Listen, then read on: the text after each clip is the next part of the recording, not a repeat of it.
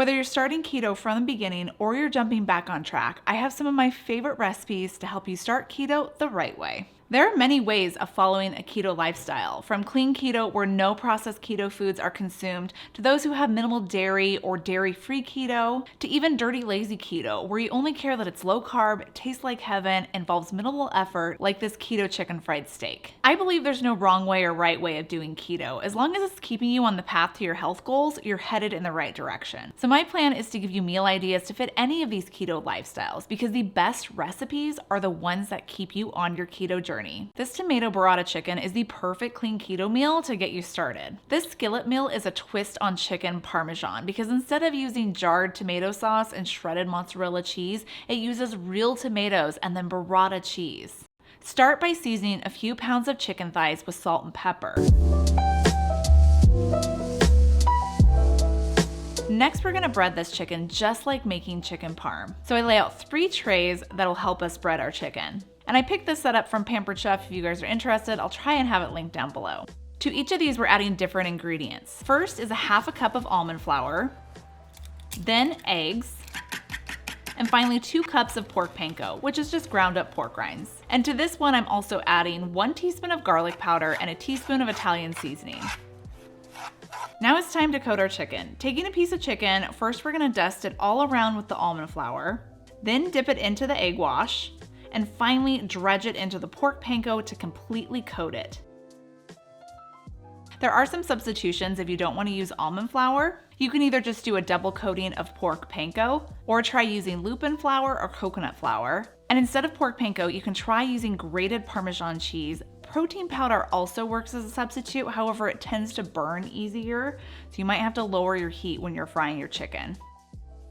Next, we're gonna fry our breaded chicken. So pour some avocado oil into a skillet. You don't need too much, just enough to cover the bottom. And then heat your oil over medium-high heat. And you know your oil is gonna be hot enough when you throw in a crumb of your pork panko and it starts to sizzle. Now you can add your chicken. With this, it's important not to overcrowd your skillet with chicken because if you do that, it's gonna cause steaming, which will make your breading too soft and instead of crispy. And to get really crispy edges on your chicken, I like to slide the pan back and forth along the burner to get some of that oil to cover up the sides and on the top.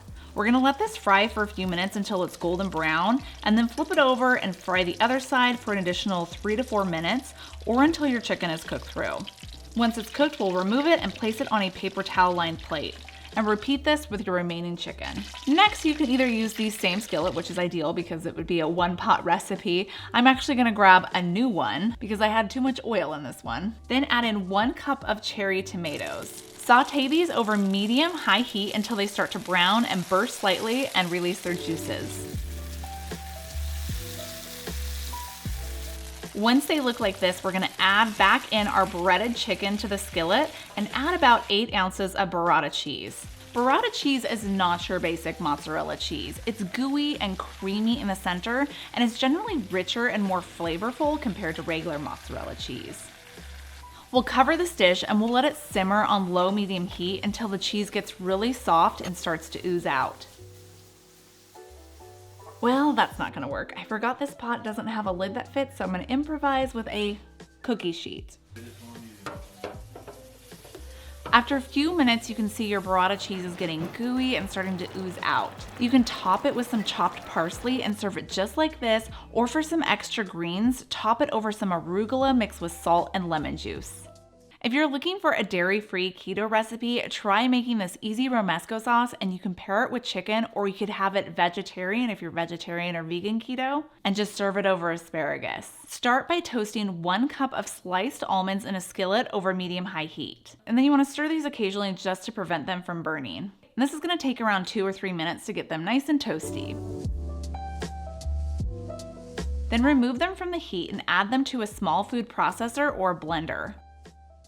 We're also gonna add 2/3 cup of diced roasted red peppers, 2/3 cup of halved cherry tomatoes,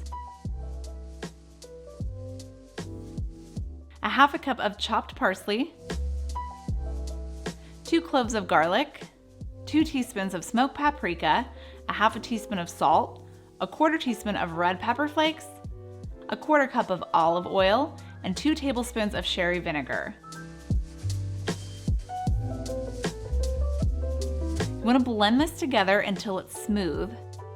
And then you can heat this up and then just spoon it over grilled chicken when you're ready to eat. This romesco sauce can actually be made ahead of time and then stored in the refrigerator for up to 5 days. This makes a very flavorful, easy dinner if you do all the prep work ahead of time. This next meal is for those who don't care about dairy or packaged keto foods. They just want delicious comfort food that will satisfy those carb cravings. One of our favorites are these keto skillet meatballs. Start by adding 2 pounds of ground beef to a large bowl, then 2 eggs, 1 cup of grated Parmesan cheese,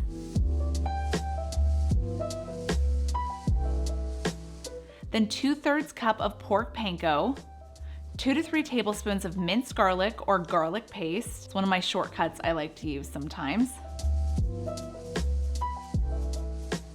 Then add 1 teaspoon of each, salt, pepper, seasoning salt, and oregano. Then chop up some fresh parsley, about 1/2 cup.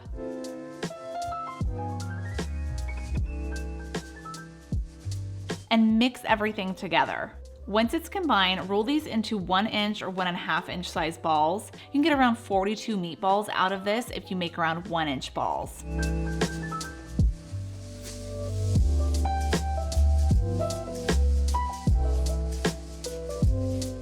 To cook the meatballs, just add in a few tablespoons of avocado oil into a skillet, and then working in batches, you want to add in the meatballs. Again, we don't want our meatballs to steam cook. You want to have some space around them so your edges of your meatballs get crispy.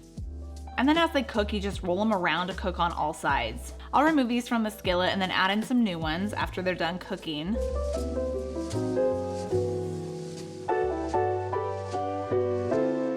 Once they're all done cooking, we're gonna add them all back to the skillet and then add in 25 ounces of a low-carb marinara sauce.